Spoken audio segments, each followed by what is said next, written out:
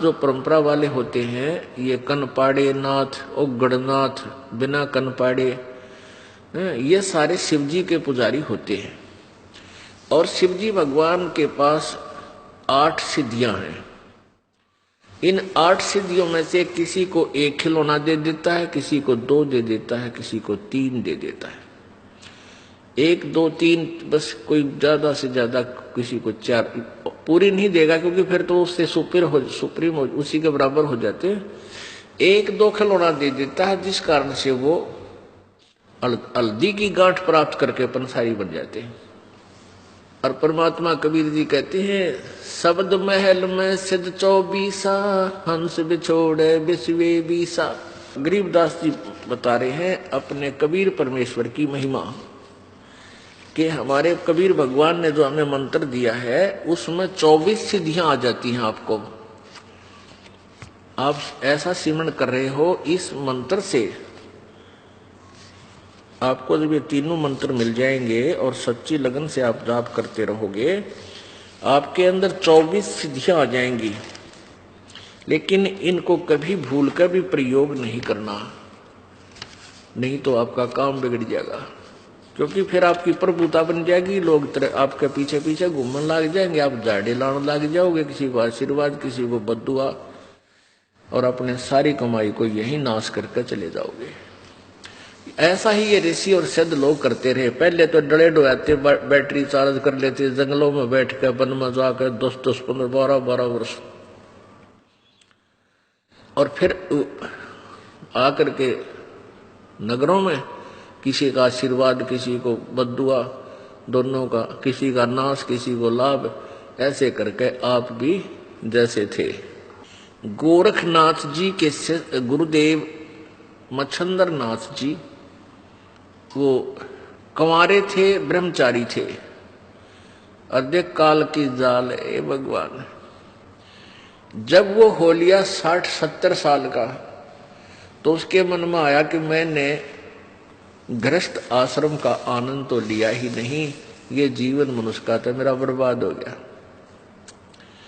ये सोचकर सिंगल द्वीप के अंदर एक राजा था, उसका शरीर शांत हो गया, और मत्स्येंद्र नाथ जी ने एक गुफा के अंदर अपना शरीर छोड़ दिया, और वहां से वो प्राणी निकल के राजा के शरीर में प्रवेश कर गया। मत्स्येंद्र नाथ जी उस राजा के ताजा मृत शरीर में प्रवेश कर गया। राजा कुछ देर के बाद जीवित हो गया। हाहाकार मच गई थी, रानी भी रो रही थी, मंत्री भी रो रहे थे। तो जब वो जीवित हुआ तो राजा वाले लक्षण नहीं थे उसमें, उसको किसी राजकाज का प्राप्त ज्ञान नहीं था। अब कुछ वहां राजाओं के पास ऐसे विद्वान पुरुष रहते थे, ये ब्राह्मण लोग। उस ब्राह्मण ने जब देखा, बताया उन व्यक्ति संत ने, ऋषि ने, कि इसमें कोई योगी आत्मा प्रवेश कर गई है, राजा नहीं है। रानी को बता दिया। अब रानी ने तो वो शरीर चाहिए था, उसने कह दिया कि कोई भी हो, तुम कोई दिक्कत नहीं है, ये जीवित रहना चाहिए। फिर उस ऋषि ने बताया कि इस योगी ने, जो राजा के शरीर में प्रवेश है, इसने कहीं आस पास अपना शरीर छोड़ रखा है, और ये कुछ दिन के बाद इस शरीर से निकलकर उस शरीर में वापस जा सकता है। रानी ने आदेश दे दिया आसपास अपने सैनिकों को कि किसी भी गुफा या कहीं पर भी कोई शरीर मिल जाए, उसको फूंक दो, जला दो। ऐसे खोजते खोजते उस गुफा में सैनिक पहुंच गए जहां पर इस मच्छंदर नाथ का शरीर था। सैनिकों ने उसको सवा कर दिया, जला दिया। अब कुछ दिन के बाद उस मच्छंदर नाथ से रानी को 2 पुत्र प्राप्त हुए। एक दिन किसी दूसरे नाथ के शिष्य ने गोरखनाथ को व्यंग कस दिया कि यदि तू ऐसा चेला है सिद्धि वाला, तो तेरे गुरुजी ने निकालना ना, वो राजा के शरीर में कैद हो गया, और वो धक्के खान लग रहा है, उसने अपना योग नाश कर लिया, भक्ति का बट्ठा बैठा लिया। तुम काहे किस शिष्य है, किसा तेरा गुरु है। तो गोरखनाथ जी को पता चला कि वहां पहुंचे हुए हैं तेरे गुरुजी जो राजा के शरीर में प्रवेश कर चुके हैं। तो राजा के लड़के का जन्मदिन था, मतलब उस जो मच्छंदर नाथ से उत्पन्न लड़के का जन्मदिन था। और दूसरे शहर से, दूसरे नगर से एक गाने बजाने की पार्टी आ रही थी। उस दिन साज खूब अच्छा नाचना गाना कर रखा था और वो सुप्रसिद्ध पार्टी थी गाने बजाने वाली। उसको विशेष रूप से राजा ने बुलवाया था। रानी ने क्या कर रखा था कि शहर में कोई भी योगी नहीं आ जा। वो जो ऋषि उसके राजा का जो गुरु था, रानी को बताया उसने कि ये मच्छंदर नाथ योगी है और इसका शिष्य गोरखनाथ बहुत बड़ा सिद्धि युक्त है, वो कभी भी इसको निकाल कर ले जा सकता है। तो रानी ने चारों तरफ सीमा पर, पूरी अपने शहर की सीमा पर चारों तरफ बाउंड्री करवा दी। सिंगल 2 गेट छोड़ रखे थे, उन सब गेटों के ऊपर विशेष पहरेदार लगा दिए थे। कोई भी संत साधु इसमें प्रवेश नहीं कर गया, नगरी में नहीं आवे। तो गोरखनाथ जी ने कई बार चेष्टा की तो वो नहीं प्रवेश कर सका। उस पार्टी में मंडली के अंदर वो मंडली आ रही थी उस नगर में। गोरखनाथ जी ने पूछा भी कहाँ जा रहे हो? उन्होंने बताया कि राजा का ऐसे ऐसे लड़के का जन्मदिन है और हम आमंत्रित हैं, हम वहां ढोलक ढालक बजाने जावे, गाने गुने गावेंगे। अब गोरखनाथ ने सोचा भाई अब ये तरीका बनेगा वहां प्रवेश करने का।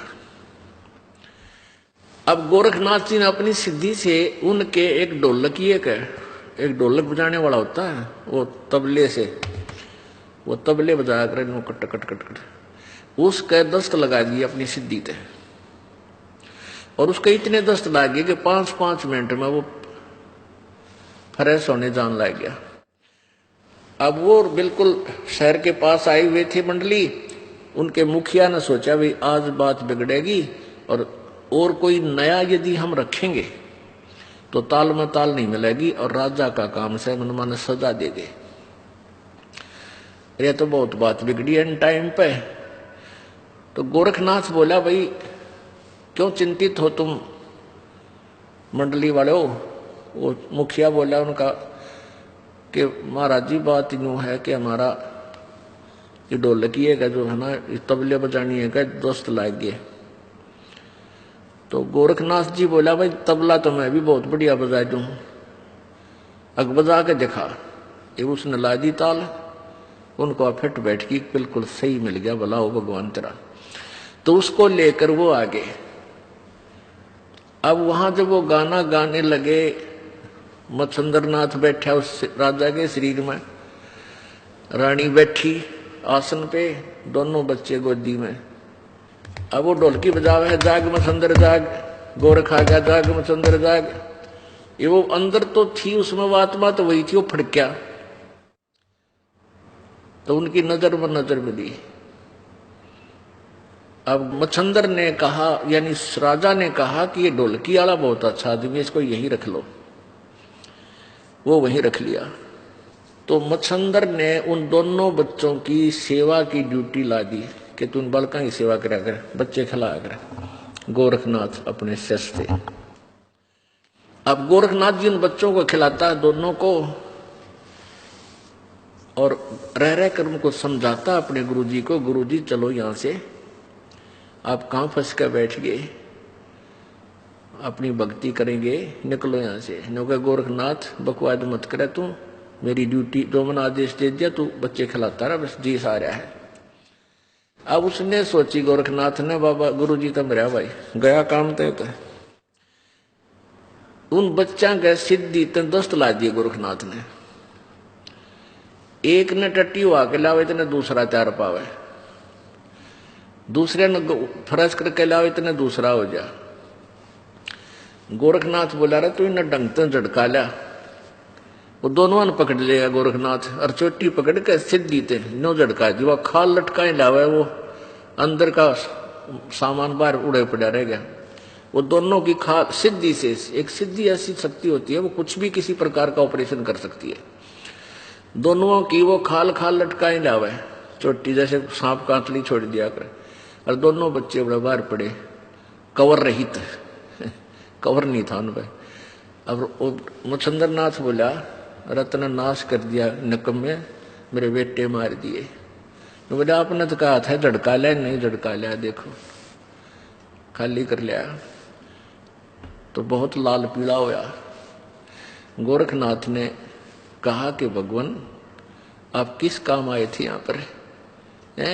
मैंने तो तेरी 2 ही बूंद नाश करी है, तेने रोज कितना नाश कर लिया अपना पता है? एकदम योगी था, कुछ पिछले संस्कार अच्छे थे। तुरंत ने बोला भाई क्या करूं? निकल इसमें, मेरा अपने निकला जाता, मतलब फ्यूज हो लिया, मेरी सिद्धि शादी कुछ ना रह रही। तब गोरखनाथ जी ने अपनी सिद्धि से वो शरीर शांत कर दिया।